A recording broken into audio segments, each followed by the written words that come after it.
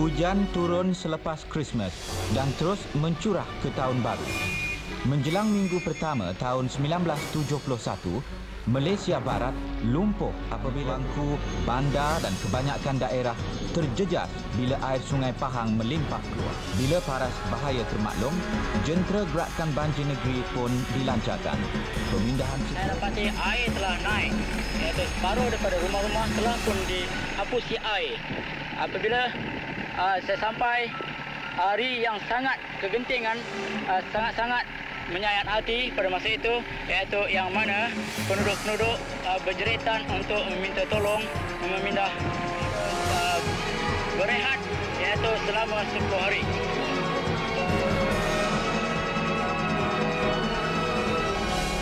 Bantuan segera diberikan kepada mangsa-mangsa, sekolah, balai raya dan lain bangunan. Dan dapat memindahkan orang kami semua di sekolah kebangsaan Kampung Ubat ini.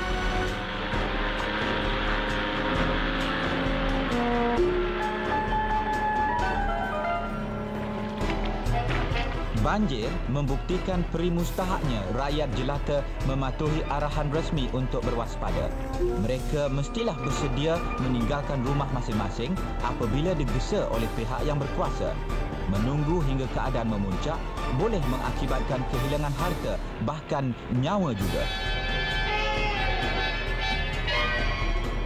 Dapatlah selamat itu hari, daripada 1 hari bulan hingga sampai malam.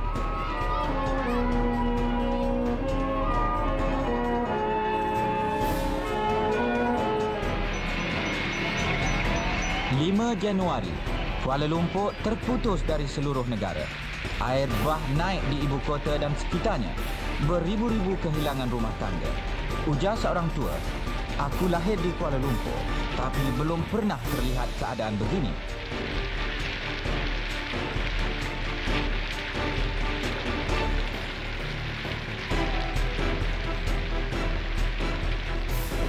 Kerajaan pun mengisytiharkan bencana negara, menubuhkan markas darurat di bangunan Parlimen.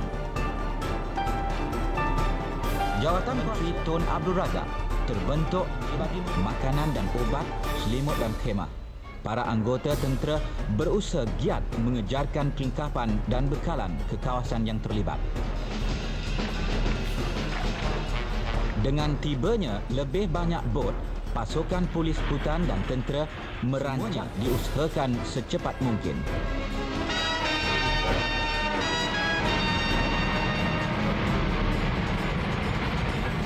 Ke kawasan-kawasan terpencil, Malaysia berterima kasih terhadap bantuan yang amat bermakna.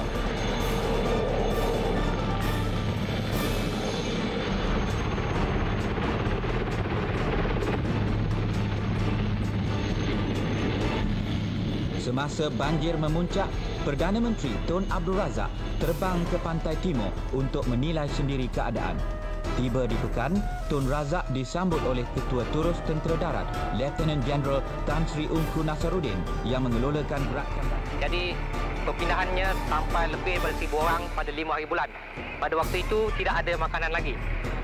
Semula dah berjumpa dengan pegawai daerah melaporkan keadaan di Cino.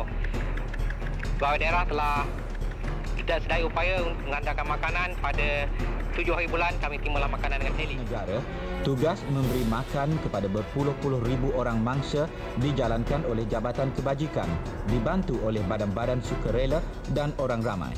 Ketika bencana, rakyat Malaysia dari segala bangsa berganding bahu turut membantu mereka yang malang.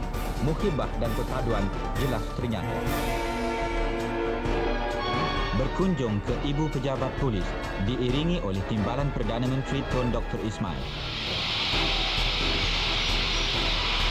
Demi menolong Malaysia memulihkan segera perhubungan penting, kerajaan-kerajaan British dan Australia menyumbangkan jambatan-jambatan beli besi waja.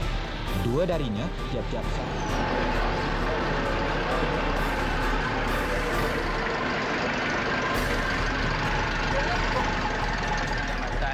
Tembeluh ini telah punah. Walaupun macam mana kerajaan telah mengambil daya utama dan memberi prioriti yang pertama lah untuk membaiki ini. Dengan kerjasama daripada Jabatan JKR, Persekutuan dan Negeri serta dengan juta tentera Malaysia, maka jambatan Temerloh ni telah siap dibaiki dan boleh lalu lintas dalam masa 5 hari sahaja. Ini hanya sementara. Sebuah jambatan berharga 12 juta ringgit